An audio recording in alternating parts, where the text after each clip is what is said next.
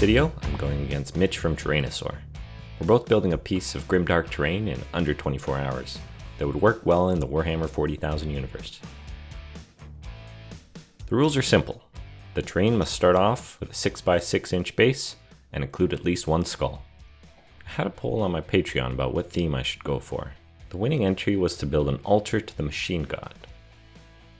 If you don't know much Warhammer 40,000 lore, the short background is that there's a faction that worships the almighty machine spirit, the Omnissiah. The Adeptus Mechanicus is focused on all things technology, cyborgs, and technological augmentation. I drew a lot of inspiration and reference images from this book covering the AdMech faction. It settled on using the skull as a representation of the cog mechanicum, their main iconography. To highlight the obsession with augmentation, I'll also be adding a miniature that was kitbashed from various different parts as a soldier about to take part in getting a shiny new robotic arm. I spent a little time getting his little cape sculpted from green stuff in preparation. Okay, let's start the clock now. First we need a clock. Give me a second. Alright, I have 24 hours to build this thing and get it painted. Let's go. So, need to start with a 6x6 base, right? I know Mitch hates plastic mesh, so let's make it out of that. The biggest concern with the plastic mesh is that it's hard to get stuff to stick to it. And I think I have a way around that. We'll get to it later. Next, I traced out this pattern onto some chipboard to serve as my main structure. And then also traced out the cog into EVA foam to have a raised edge. This is going to be the main structure.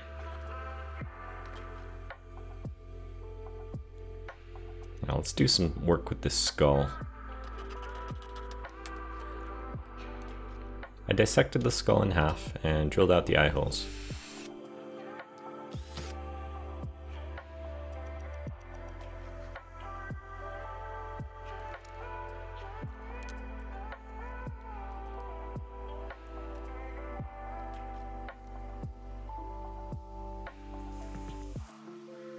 I'm going to be adding a small LED circuit so that the eyes shine red. And I added another LED in there for the bottom to light up as well. The battery will connect at the backside, and then the switch will be there too. We'll make a small housing for it as well.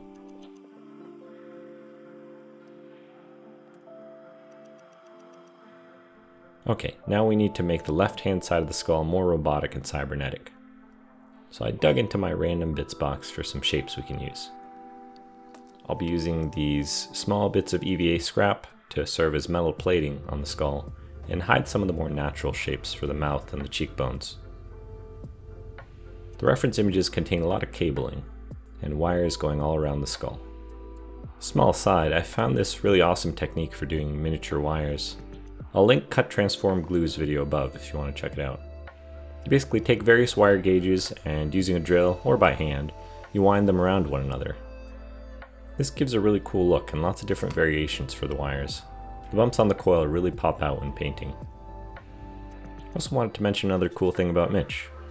He's been fundraising for the Michael J. Fox Foundation, and I wanted to donate a contribution. I'm starting with $100, and then I'll be donating all the ad proceeds from this video to Mitch's campaign. I'll link the fundraiser in the description, so please check it out if you're feeling generous and want to help out a good cause. Speaking of Mitch, I wonder what he's doing with his build. I dub the cranium span. Interesting. Alright, he's got a lot done already. Hit the like button if you're as worried as I am right now. Back to wiring this up. This looks a lot better now. Let's work on the backside. Couldn't find a lot of reference images of what the backside of such a contraption would be, so I'm pretty much making this part up. I'm just taking various scraps of chipboard and making a small housing for the battery. The backside of the skull actually fits quite well to cover up all the wires here as well. Gives good continuity. To make it so there's a little hatch that opens for the battery, I'm using some painter's tape to make a rudimentary hinge and some magnets to hold the hatch closed.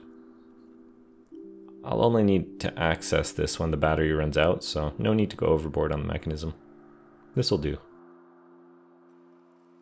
Okay, let's work on one of the other parts of the build. I wanted a little robotic arm that's busy augmenting and operating on one of the Skitarii troops. So I quickly hot glued this pillar and added some random bits of plastic to make it look like something reasonable. This conduit can serve as an articulating robotic appendage, if you squint enough.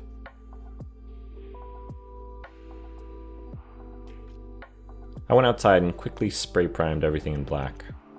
If I was doing this again, I would use some oil primer on the cardboard beforehand to seal it a bit better, but I wanted to keep the drying time really fast for the challenge. Now, onto attaching everything together. Here's how to stick things down to stitching mesh. You add some wires sticking out of the bottom of your parts, and then you jab them through. And then you twist and bend the wires so that they stay locked in. Easy peasy. It also lets you move and remodel your terrain tiles later on. I'm fixing up the black base coat with some touch-ups, and sped up some of the drying time with a heat gun. I know the clock says 17 hours left, but I need 8 hours of sleep, and a lot of time between coats of paint to dry. I dry brushed the whole piece with light gray and white to highlight all the details before base coating. This sort of zenithal highlight will let me see everything much easier, and if I'm careful to thin my paints, some of the highlights will persist and show through. I was a bit rough with the dry brushing and my little robotic arm here fell apart. Fixed it back up with some 5-minute epoxy, and now it's basically indestructible. The main colors of the Mars Adeptus Mechanicus force are red, white, black, and silver. I also had lots of gold and bronze show up in the reference images, so I decided to use some of that as well. The cog got a base coat in red, as well as some of the wires and various other parts. The bone part of the skull got a base coat of tan, and for anything I wanted bronze, I base coated it in this chocolate brown. Spent some time painting the miniature up in the same color scheme, with red on the cape and some brown and silver on the armor. To give the bone more depth, I washed it with some very thinned down brown and burnt umber, and wiped away the excess. The robotic arm got a little logo on it, and a huge thank you to my patron Joel Santos.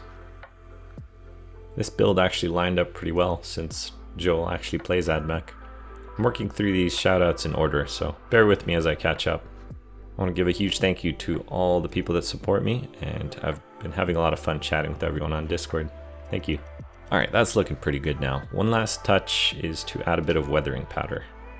You can make your own, as I learned from Eons of Battle. Just get some pastels and scrape off a little with a hobby knife. It makes for some very convincing rust. Alright, Mitch. Let's see it. Oh, that sounds ambitious. Not in 12 hours. The size of that. Oh my god. And you use multiple skulls on top. Look at that. 17 inches or 43 centimeters tall. Jeez. But that's not all of it. So I'm going to rotate it a little bit. Okay. If you want to see what Mitch thought of my build and also see his full build, go check out the video linked in the description. I had a blast making this, and I still can't quite believe it came together in just one day. Thank you so much for watching, and I hope I'll catch you in the next video.